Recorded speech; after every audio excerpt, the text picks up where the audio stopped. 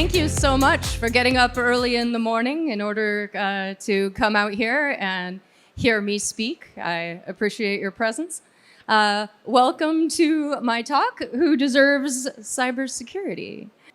Here we go. Who deserves cybersecurity? We're going to answer that question in the next 35 minutes.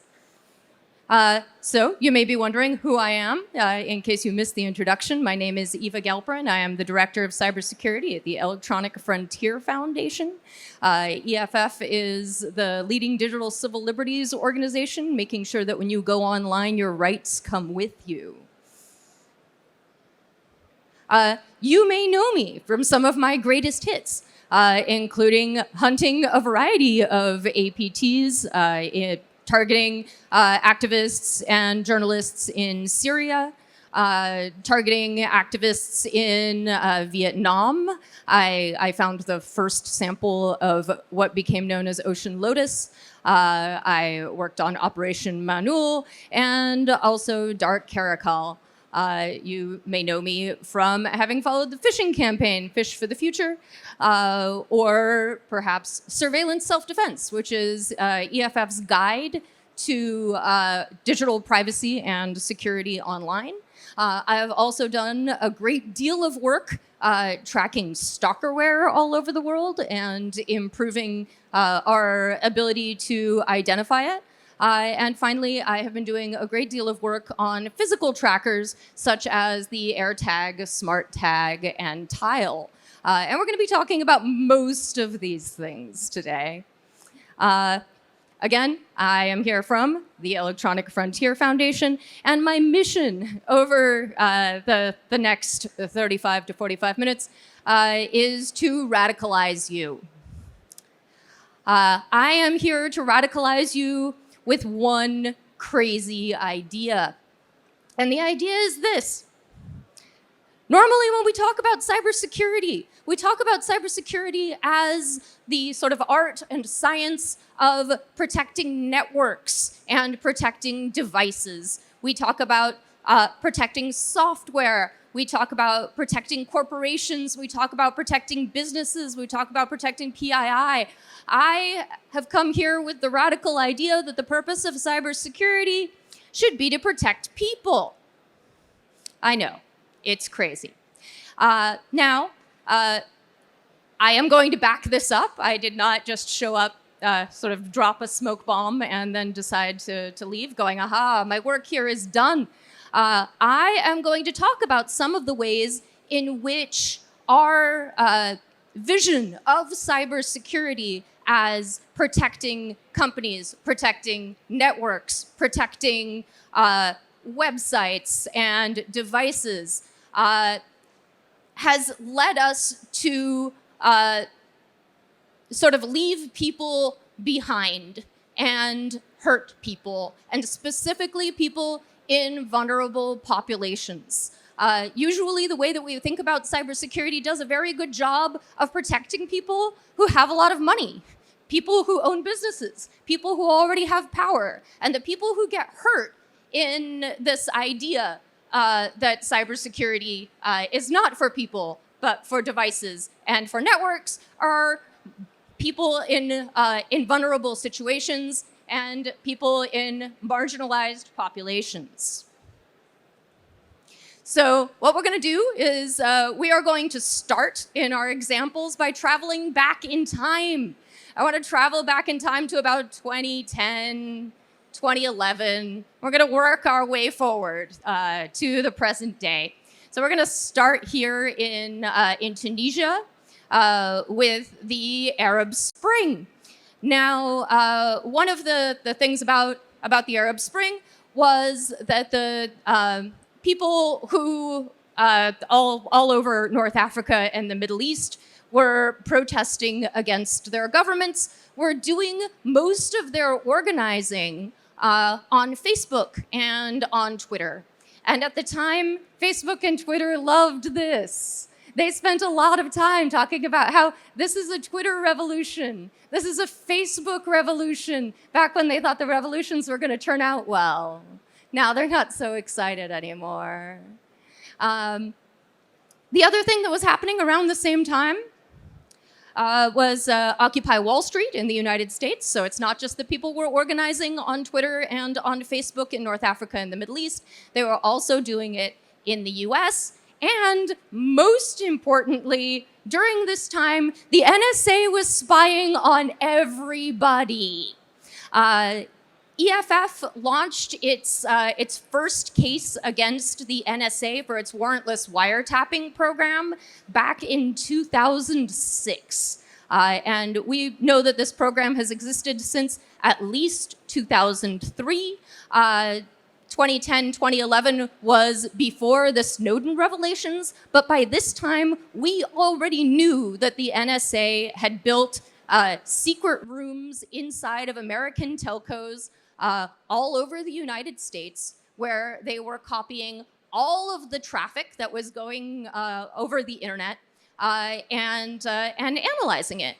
Now, this is a problem because the NSA, according to US law, which is the only law that matters to the NSA, is allowed to spy on foreigners. Spying on foreigners is fine. You can spy on foreigners all day long. But if you want to spy on Americans on American soil, you need a warrant. And it was doing all of this without a warrant because they were not differentiating between the traffic of foreigners, okay to spy on, go ahead, have a field day, and Americans, good, wholesome, requires warrants. So we spent a lot of time suing them. And in fact, our many years of suing the government over this unconstitutional program is part of what inspired Edward Snowden to whistleblow and also to leak a bunch of information about exactly how that program worked.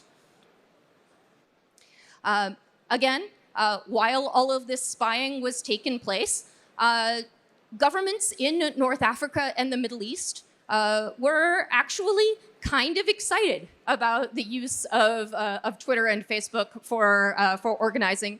And the reason for this was that the governments controlled the telcos. The governments could see all of the traffic that was going on at the time. And so it gave them tremendous power. As you can see, this here is a blog post that I wrote back at the beginning of time when the Tunisian government responded to protests by launching a JavaScript injection attack that siphoned off the usernames and passwords of Tunisians logging into Google, Yahoo, and Facebook. The Tunisian government then used those stolen credentials to log into Tunisians' email and Facebook accounts, download their messages, and sometimes to delete their contents. So one of the things that EFF asked companies to do in response to this extraordinary invasion of privacy was we asked Facebook to make logins default to HTTPS, if only in Tunisia, where accounts are very vulnerable. Google and Yahoo logins already defaulted to HTTPS at the time. And we also asked them to consider allowing pseudonymous accounts for users in authoritarian regimes, where political speech under your real name is dangerous and potentially deadly. Lots of Tunisian activists were unable to reinstate their Facebook accounts because they were not using their real names on Facebook. Now, since then, we have addressed this problem by encrypting the web. In fact, there are probably people here in this room who were not working at a time when the web was not largely encrypted, for whom the whole notion that somebody who controls the telcos can just see by default all of the traffic that goes over the network sounds crazy. And this is because we built the internet in a profoundly insecure way. HTTPS was really only introduced as a way of allowing sort of internet commerce to happen. When HTTPS was first introduced, it was thought of as a way for people to move their credit card credentials and their login credentials, because those were the only things that the people who set up the internet thought that people might find important and worth protecting from the government. Now that just sounds crazy to me. So there are a few things that we did in response to this sort of massive spying. One of them was that EFF built a web extension. It was called HTTPS Everywhere, and it made sure that if you were going to a website, that you went to the HTTPS version of the website by default. Now, one of the great things about this project was you may notice that it doesn't exist anymore. And the reason that it doesn't exist anymore is because we won. We encrypted the web. And one of the other ways that we encrypted the web was by starting a project called Let's Encrypt, or certbot. If you have ever set up an TLS, SSL, for a website with just a few simple clicks and for no money, you are welcome. That's what we've been doing all of this time. So as you can see, the growth of Let's Encrypt is pretty crazy. We have an enormous number of active certificates. And now it is much more difficult for somebody who controls the infrastructure to spy on web traffic by default. They have to do all kinds of other crazy things instead. Now, as you may notice, as part of this attack that the Tunisian government launched against activists and journalists, it had sort of two elements. One was counting on the fact that traffic by default was not encrypted in Tunisia, or indeed almost anywhere else. But the other element had to do with people using their real names online. At the time, and indeed with the sort of founding of the web, it was actually incredibly common for people not to use their real names on their social media accounts or their email accounts, or generally on forums, and generally kind of posting online. People very frequently used pseudonyms, and pseudonyms are good. Pseudonyms allow people to sort of portion out their lives, not to collapse all of their identity at once. The person that you are at home or to your family is not the same person that you are at work or at church or at the gym or pursuing your hobbies. These are all very different things, and trying to collapse them all at once can lead to some very serious problems, especially for people in vulnerable populations. This includes people in LGBTQ populations. It includes ethnic minorities. It includes religious minorities. This is the sort of protection that is especially important. And it's also really important if you are, say, an activist or perhaps a journalist or a whistleblower. You don't want to collapse all of this stuff with your hobbies or your family, because potentially you could be endangering people. Well, it turns out the social media giants did not universally feel that way. Google Plus, I don't know how many people remember this ancient sort of messed up social media site that Google tried to launch. So Google tried to launch sort of their own version of Facebook. It was called Google Plus, and one of the things that they did was they insisted on a real names policy. Google Plus and Facebook were sort of the big proponents of the use of real names. They wanted to force people to use their real name on social media accounts, and in this particular case, they defined your real name as the name which is on your government identification. And the way that they would make sure that your real name was your name on your government identification was, if you got locked out of your account and you wanted your account back, you needed to send them a copy of your government ID. meaning that these companies were sitting on just piles and piles and piles of pictures of people's, of people's IDs, of their passports, of their driver's licenses. And this is a data breach waiting to happen. When we brought this up with Google over Google+, they said, no. We're not going to require people to use their real names. We just want them to be name-shaped. You just have to use a name-shaped name.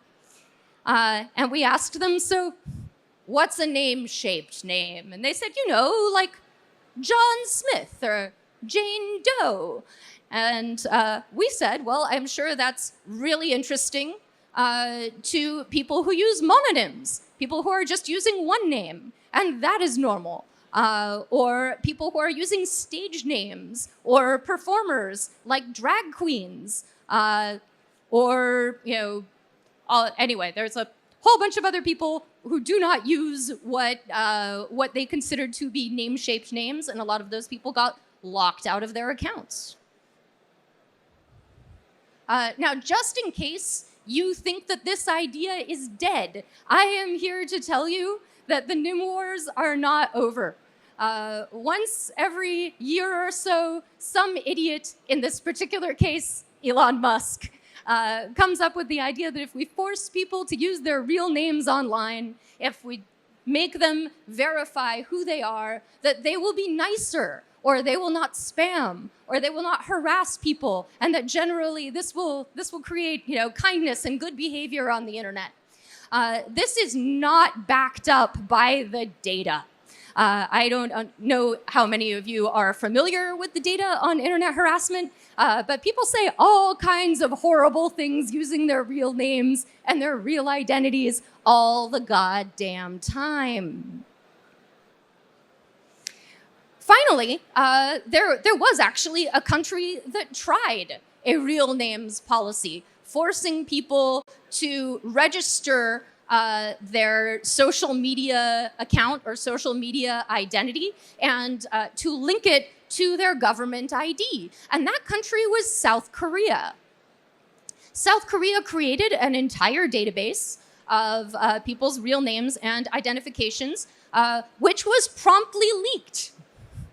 Just a great big, oil spill of data. And this caused all kinds of invasions into people's privacy.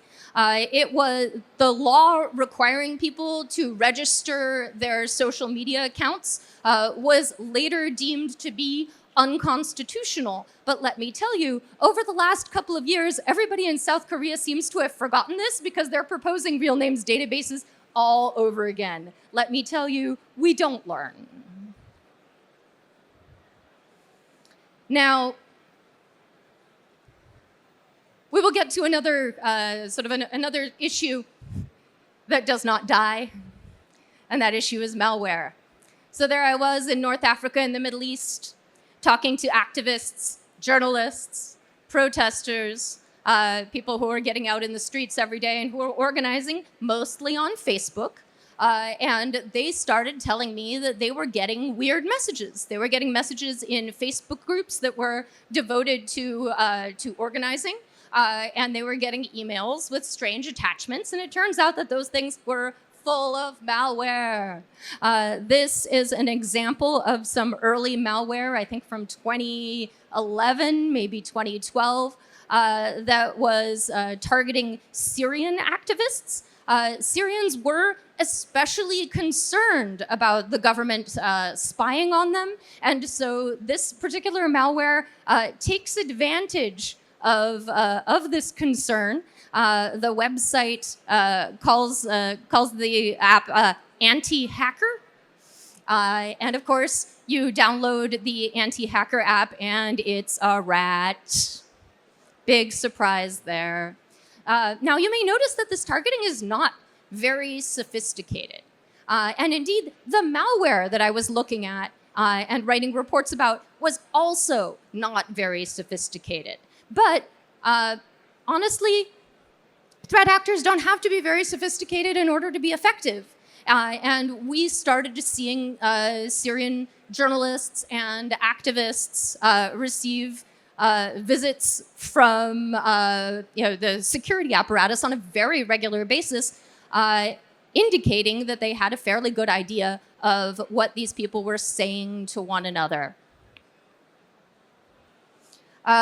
This is is malware that was actually targeted at me. So I don't know how many of you saw the recent report about the North Korean government targeting security researchers. It turns out that targeting security researchers is not new. What we have here is an email from Andrew Oxfam. He is here to invite me to a Asia conference. And if I would like to come to the Asia conference, I should download the information about the conference from these links, which are, of course, filled with malware. This turned out to be the Vietnamese government. It was the first known sample of ocean lotus. And it shows sort of both of the things that I am talking about with these APTs. Again, the malware itself was not very sophisticated. The targeting, also not very sophisticated, but it does show a strong understanding of what motivates security researchers and indeed activists all over the world, which is free trips to Asia. In fact, if they'd really wanted me to click the link, they should have offered free flights and hotels.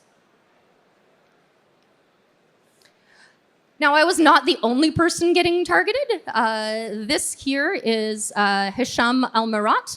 Back in, I think it was 2011, I was reading an online magazine. I was reading Salon, and I saw a story about how an activist in Morocco had been targeted with malware. And I thought really hard. I thought, who do I know in Morocco? I've been bumming around North Africa and the Middle East for a while. And I called up this guy.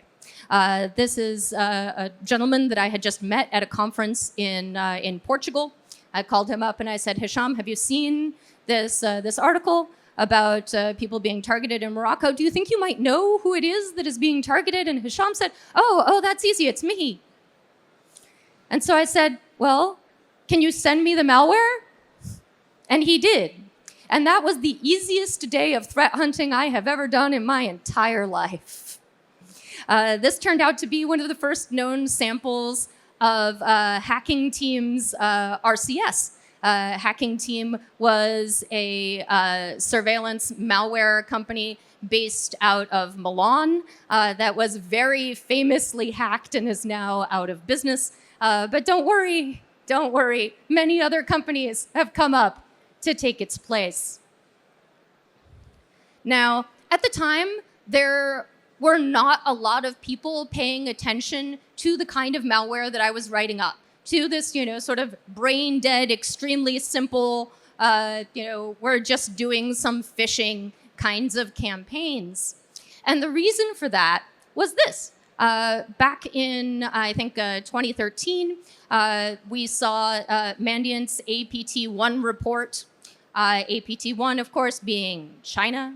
And this is a report that Mandiant wrote after doing some work for the New York Times. And it is all about how the Chinese government targeted the New York Times. And you could see that they had a team that was devoted for months at a time to breaking into the New York Times. You could see when they started work around 8 o'clock in the morning, and you could see when they stopped work at approximately 5. They had very good work-life balance, this particular APT. And the thing that they were looking for at the New York Times was the identity of the source for a story about Chinese government corruption.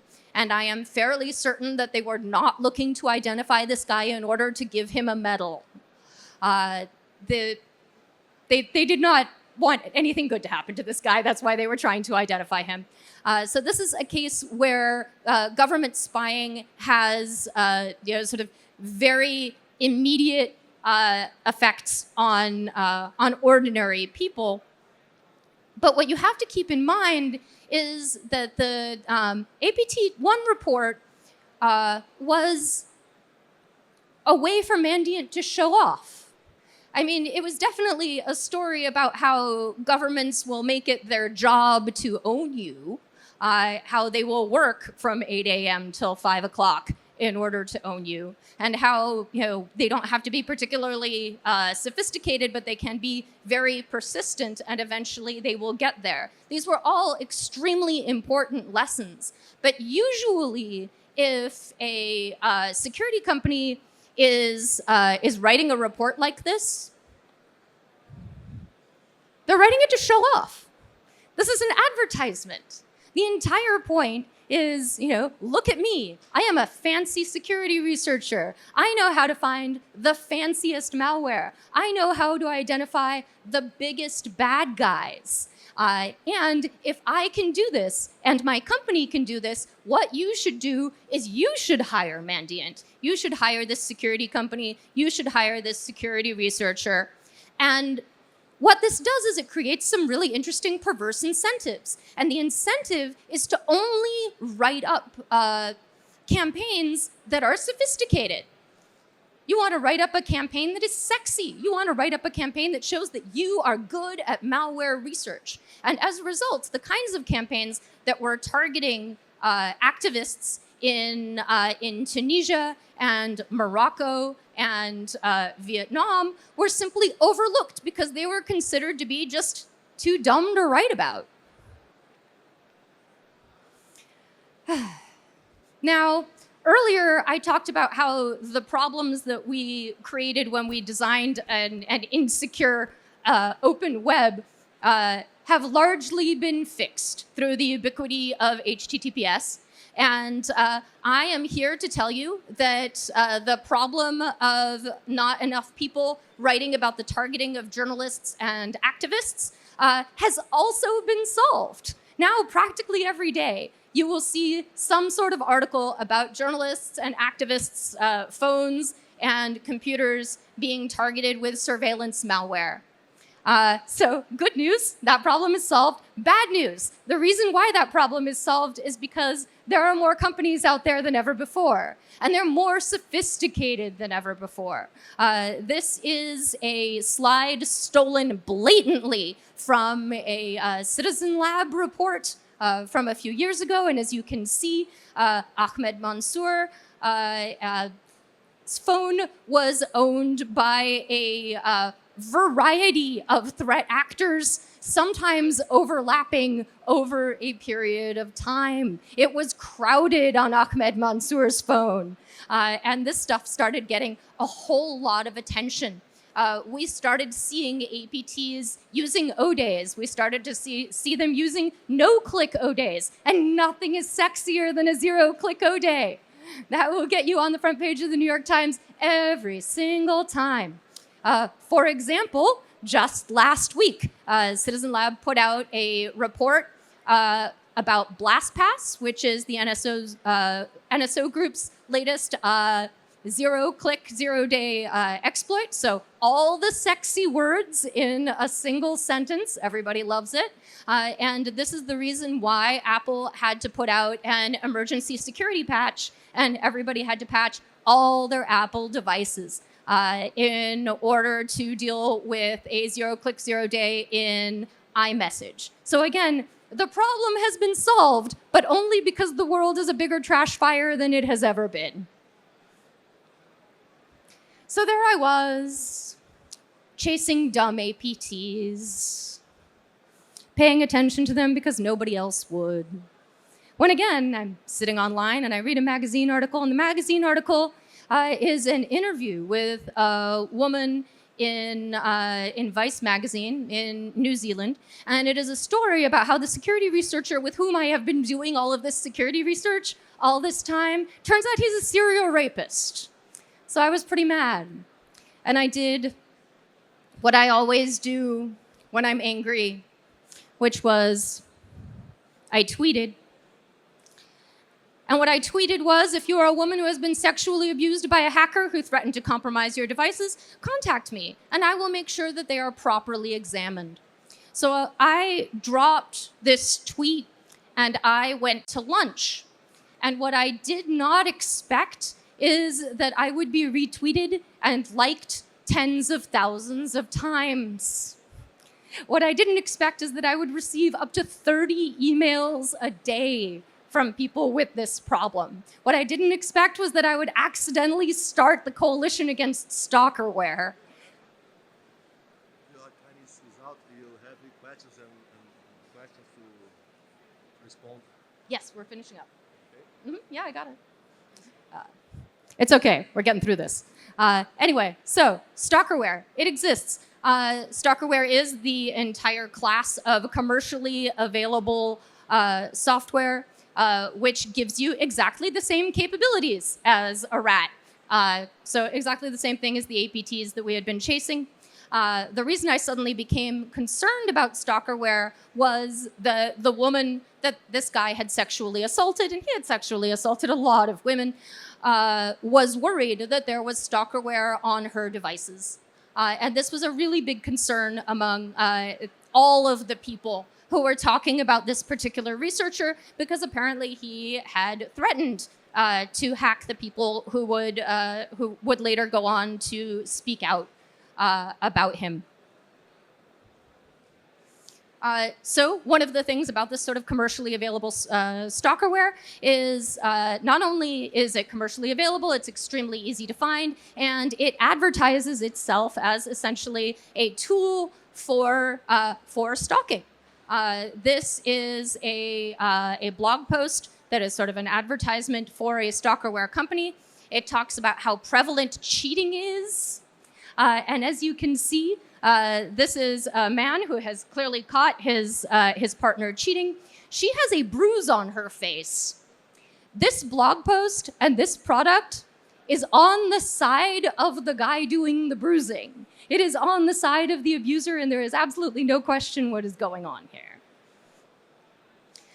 So I started an organization called the Coalition Against Stalkerware. It includes a whole lot of security companies. I managed to convince some AV companies not only to do a better job of detecting stalkerware on devices, but also in the case of Kaspersky here, to have a special alert that shows you when there is stalkerware on your device so that you have the option of removing it.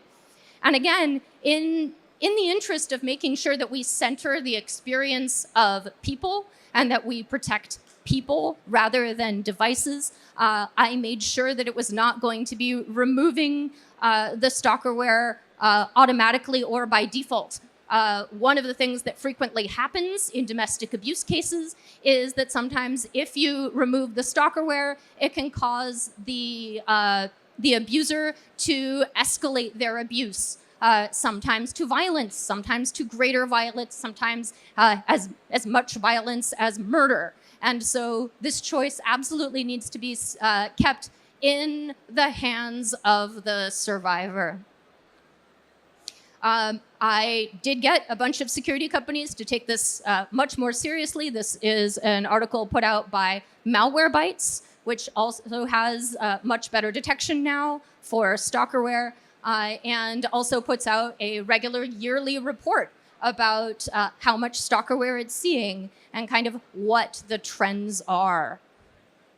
And as you can see here, this is a report from AV Comparatives that pulled up all of the major antivirus products that claim to detect stalkerware, pulled up some of the most popular stalkerware products, and as you can see here, detection is actually much better than it was at the time when I started the Coalition Against Stalkerware.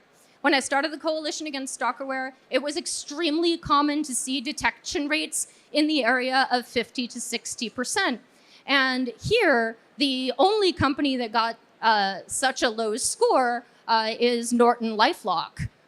In the meantime, GData is sitting there with like 100% detection. So to that extent, we have done a lot about this problem by focusing on the people rather than trying to secure devices.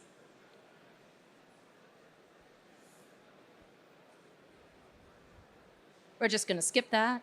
One of the things that people often ask me about stalkerware is, well, why do they allow this stuff to exist in the first place, and why do people use it?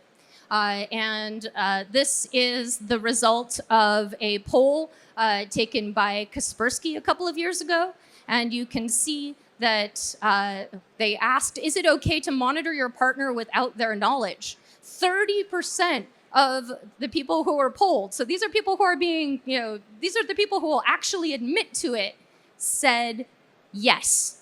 Of those, 17% said only in certain occasions. And what they meant by only in certain occasions is only if you think your partner is cheating on you.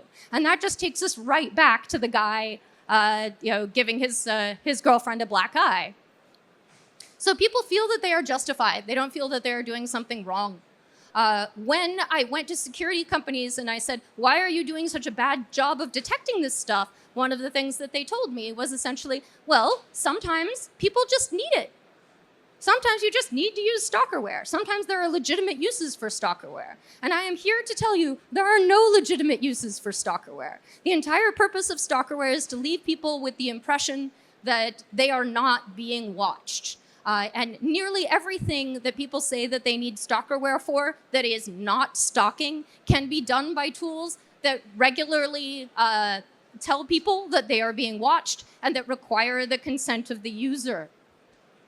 The other thing that I often hear from people who are sort of defending the use of stalkerware is, in order to install stalkerware most of the time, you need to have physical access to the phone and you need to have the password. And physical access plus the password to the device is legitimate access, right? No. I've got news for you about how abuse works. In domestic abuse situations, it is incredibly common for the abuser to have physical access to the device and also to talk their victim into handing over the password. So you cannot treat this like legitimate access. And finally, this brings me around to the very last thing, which is that if you take a look at Malwarebytes' latest reports about stalkerware, they will tell you that the amount of stalkerware that they're seeing has gone way down. They saw a big spike during COVID, and they have seen it come down in recent years. So good news, we're winning, right? Wrong. Just as in many of the other examples, we are winning for all the worst reasons. My theory about why the use of stalkerware is going down is a combination of the increased detection, but also the ubiquity of personal trackers that use Bluetooth. So a couple of years ago, Apple came out with a personal tracker. It is called the AirTag.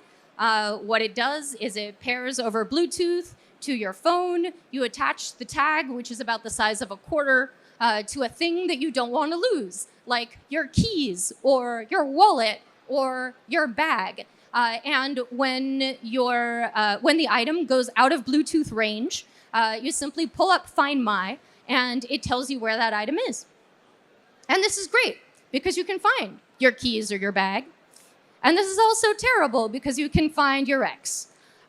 This is a perfect tool for stalking, and we almost immediately started to see it being used for this purpose. We saw it in domestic abuse situations. We saw safe houses reporting the presence of AirTags all over the place. Now, physical trackers are nothing new, and we've been seeing physical trackers for a really long time. But the reason why AirTags are different is because Apple managed to create a vast network that gave you much more accurate tracking. And the way that it did that was it took every single Apple device that has Find My installed on it and is using Bluetooth and turned it into a snitch network. If you do not want your Apple device to be reporting on the location of AirTags in the vicinity, you actually have to opt out. And let me tell you, most people don't even know that this option exists. And as a result, this is much more powerful tracking than you were seeing from other trackers such as Tile, which have been around for more than a decade. Now, the iPhone did actually come with an alert. Most people who own iPhones have received some sort of alert telling them that there may be a physical tracker moving with them or following them. And when Apple came out with the AirTag, this alert capability did in fact exist. But if you had the temerity to exist outside of the Apple ecosystem, a thing that Apple had a great deal of difficulty imagining, you were out of luck. You had to rely on a little beep that came from the physical tracker after 3 days of being out of range of the device that it was paired to. And that means 3 free days of stalking. Additionally, one of the other things that Apple did was that timer, your free three days of stalking, would reset if the AirTag came within Bluetooth range of the device that it was paired to. And this means that if you live with your stalker, or you work with your stalker, or you see your stalker once every 3 days, that the alert would simply never go off. So that's terrible news. As a result, Apple built an app called Tracker Detect for Android. So even though you wouldn't get sort of automatic updates on your Android telling you that an AirTag was stalking you, you could at least download this app and run a scan. This is less good than default alerts, obviously, because you need to know about it, you need to download it, you need to run the scan. And also, in addition to all of this, it doesn't work very well. This is a preview of some research that I will be putting out next month that I did with Duke University, where we had a bunch of students grab some Androids and a bunch of the most popular physical trackers. And we had them test out the tracker detection capabilities on all of the different physical trackers over a period of a week. And what we discovered was that the tracker detection apps don't work very well. Recently, Apple has teamed up with Google to roll out the sort of in the background detection for AirTags in Android. So this is a massive improvement. Unfortunately, that just leaves every single other type of physical tracker. And that is what I am worried about right now. So what we are doing, sort of where is this whole physical tracker thing headed? Well, first, lawsuits. Everybody loves lawsuits. Back in December of last year, Apple was served with a class action lawsuit on behalf of everyone who had been stalked using AirTags. There has also been a class action lawsuit filed against Tile just a couple of months ago. So I think we're really going to see these kinds of lawsuits proliferate. We have also seen some action from standards-making bodies. The IETF and the IEEE are both considering a standard that that would be used by all makers of physical trackers that would make them all detectable by default in both the Apple and the Android ecosystem. I think that would be a big improvement. But standards-making bodies are slow. So let me tell you, that's not coming anytime soon. Finally, we're seeing some training for police. It turns out one of the big problems that we have is that when people are being stalked using stalkerware or stalked using physical trackers, they go to the police, they say, listen, I have got this alert, or somebody keeps showing up everywhere I say that I am going to be, and the police say, well, you're imagining things. Or this sounds like a computer crime problem and we need to send you to the computer crimes department. The computer crimes department is completely slammed. They don't have time for this. They've been told to prioritize financial crimes, and they tell you, oh, we're going to have to take your phone. When are we giving it back? We don't know. Are we actually going to do anything about it? We don't know.